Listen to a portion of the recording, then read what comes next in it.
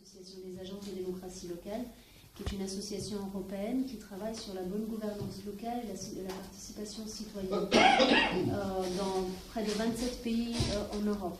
Ce que j'aimerais aussi saluer, c'est que puisque ce processus commence en 2012, ça veut dire qu'il y a une maturité politique démocratique et une ouverture d'esprit qui n'existait pas auparavant et qui, pour moi, mais aussi pour beaucoup de mes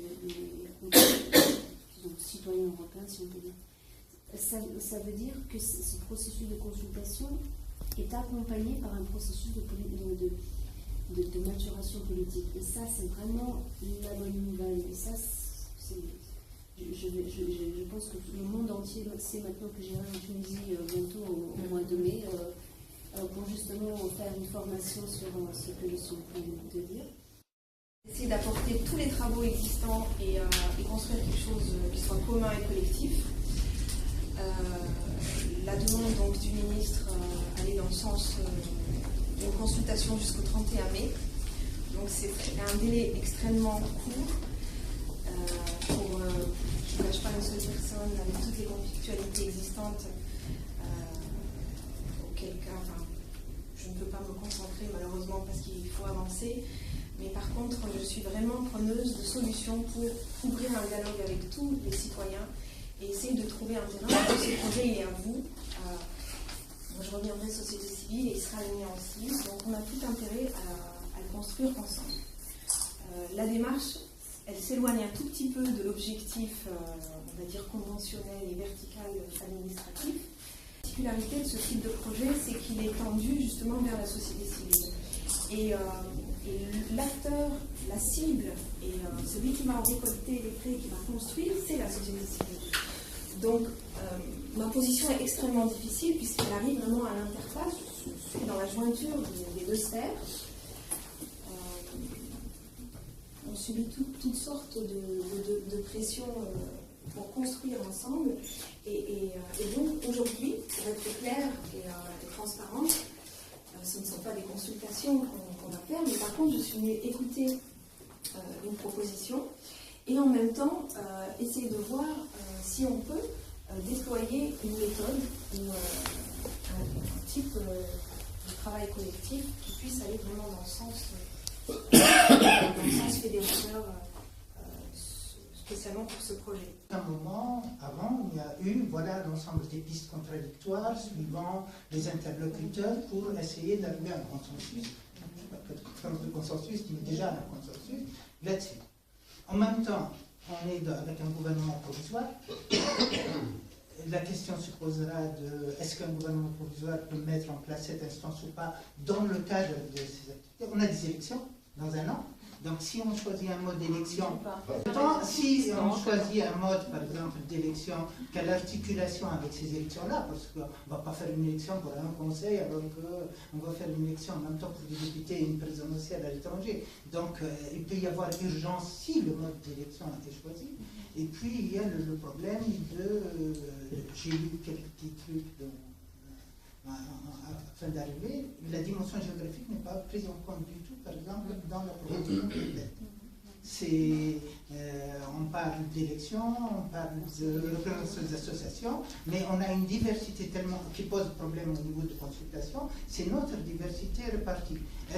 Est-ce que ce sera un haut conseil plutôt là où il y a le plus de Tunisiens, donc forcément européens et plus particulièrement français, ou est-ce que ça doit tenir compte de la diversité énorme? Et déjà, on voit toutes les difficultés qu'on a aujourd'hui pour avoir quelques députés d'immigration ou de Tunisiens à l'étranger travaillant au Bardo, à un endroit identifié. Alors que dire aussi des difficultés qu'on va rencontrer un haut conseil des Tunisiens à l'étranger qui seraient plutôt à l'étranger? Donc il y a plein de questions qui se posent autour de ça. Pour faire ce projet-là, parce que c'est évidemment un très gros projet, et qui dit les Tunisiens à l'étranger, ça veut dire que c'est un projet tunisien et international en fait. Les Tunisiens ils sont partout. Et s'ils sont partout à des doses plus ou moins différentes, ça veut dire que ça les intéresse tous. Et c'est très compliqué d'harmoniser tout ça et de coordonner tout ça. Et c'est quelque chose. Si on me demande, je ne le fais pas. Voilà, simplifier. Et la deuxième chose, c'est que le deuxième point, c'est que Bon, ce projet, il est loin, il a commencé il y a longtemps. Grosse discussion, à mon avis, pour gagner du temps et pour que l'on puisse rentabiliser un peu le travail. C'est pas maintenant. C'est pas maintenant qu'on va le faire. Je passe. Voilà. Donc ceux qui sont la manière de le faire, la composition et ceux qui sont exclus. En fait, on va juste parler de la partie consultation, la partie détail, on va rentrer du projet. J'essaie de faire un petit peu mes devoirs avant, mais j'ai pas vraiment le détail. Donc, est-ce que vous allez juste présenter les grandes lignes pour qu'on puisse comprendre, ou est-ce que vous avez prévu de le faire ou pas? Les éléments de contenu du projet aujourd'hui. Ça, j'ai pas compris son rôle, pourquoi. Donc, on va le voir. On n'avait pas reçu. Je ne veux pas être négatif parce que ce projet est important pour la diaspora tunisienne à l'international. C'est un projet qui doit être porté par tous les Tunisiens, citoyens, politiques, associatifs. Tout le monde doit y participer. Il n'y a personne qui pourra dire c'est mon bébé. C'est pas possible parce que on est tous différents. D'où la difficulté de trouver un projet qui va être accepté à 100%. Si on arrive à 50%, on aura gagné beaucoup de choses. J'aurais aimé que les députés d'étrangers participent à ce projet, parce que quand même ce sont nos députés, on les a élus. Dans les programmes de chacun, moi je parle de ma part, il y avait des propositions pour les Tunisiens à l'étranger qui doivent être pris en compte. Un nouveau découpage pour nos circonscriptions, en tant que citoyenne, en tant que politique, je me sens bradée. Parce que j'ai vu que les Tunisiens à l'étranger, c'est vraiment la dernière roue de la charrette. Ça fait pratiquement 2 ans qu'on est en train de travailler, de progresser et tout ça. Et si le 31, on ne fait pas notre rapport et on n'a pas quelque chose de concret, je ne sais pas, attendre quoi. En fait. Mais il y a déjà des choses. Attendre quoi. C'est mieux. Juste. Alors il faut vraiment يلزم الهيكل هذا يتخلق ويتبلور ونعرضوه على الحكومه كل شيء وما يهمناش في المستقبل يعني شو الرئيس الجديد شو مش يعمل اللي يهمنا يعني الهيكل هذا ناخذه وننطلقوا.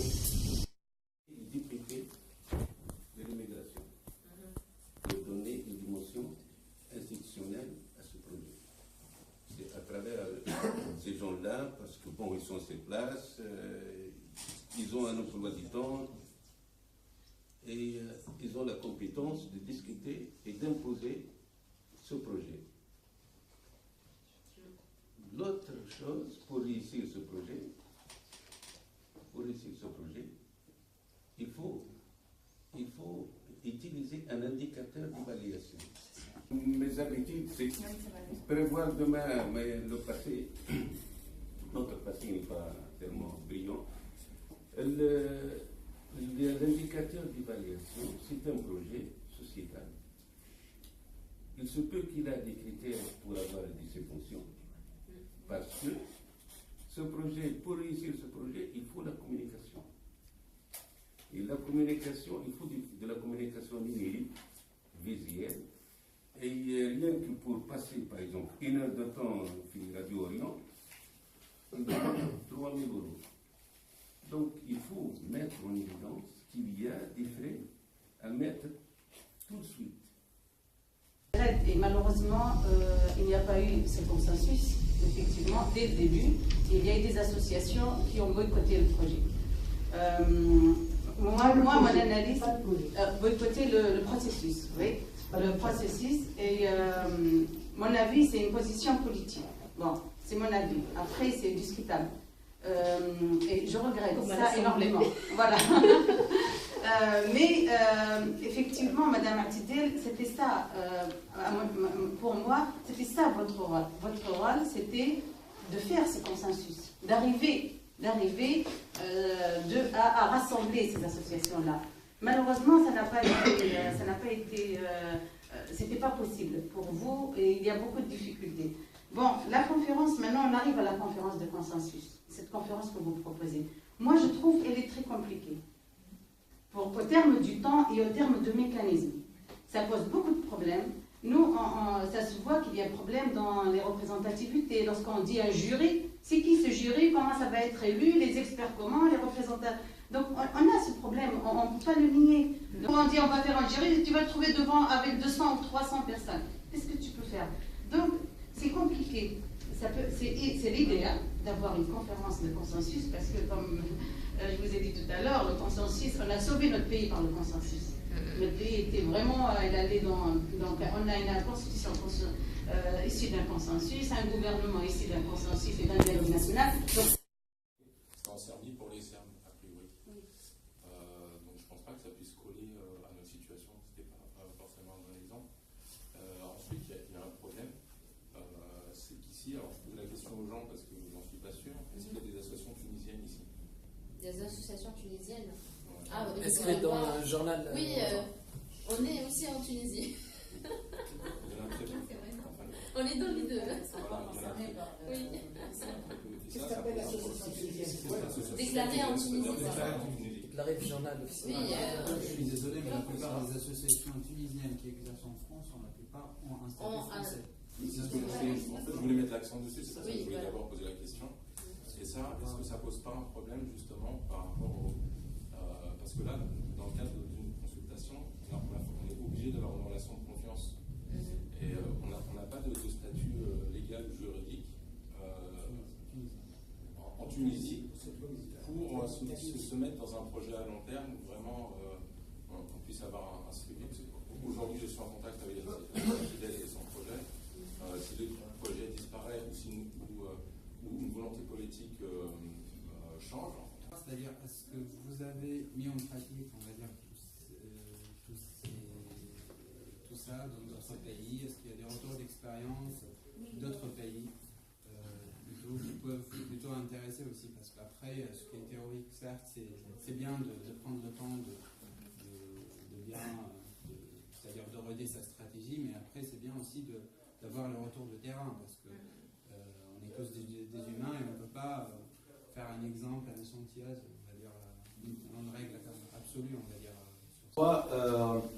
On ne va pas dans ce sens, mais à condition que le résultat soit provisoire. C'est-à-dire, comme plusieurs autres institutions en Tunisie maintenant, on installe une institution provisoire et d'ici l'année prochaine, Inch'Allah, après les élections, après, donc, on tire le son de l'expérience et d'un côté. D'un deuxième côté aussi, on évite un peu le conflit que certains disent oui, certains veulent mettre la main sur le projet, d'autres non. Donc le fait de dire que c'est une institution provisoire, ça peut peut-être calmer un peu les choses. Et 2011, non, il y a des partis politiques là, dans leur projet, il y avait ces projets dans leur programme électoral. Mais le problème, c'est que 2 ans ou 2 ans et demi, on a fait du boulot. Avec M. Karim aussi, on a fait un projet, après on se trouve à zéro, on recommence à nouveau. Et là maintenant, on est le 9 mai.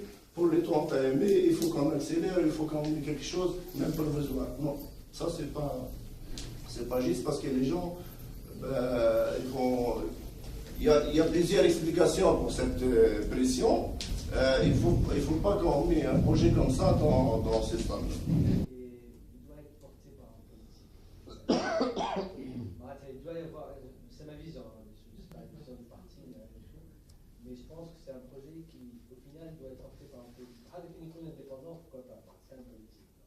C'est le gouvernement qui va porter le projet pour le présenter à l'ANC ou à l'Assemblée, qui va être donné.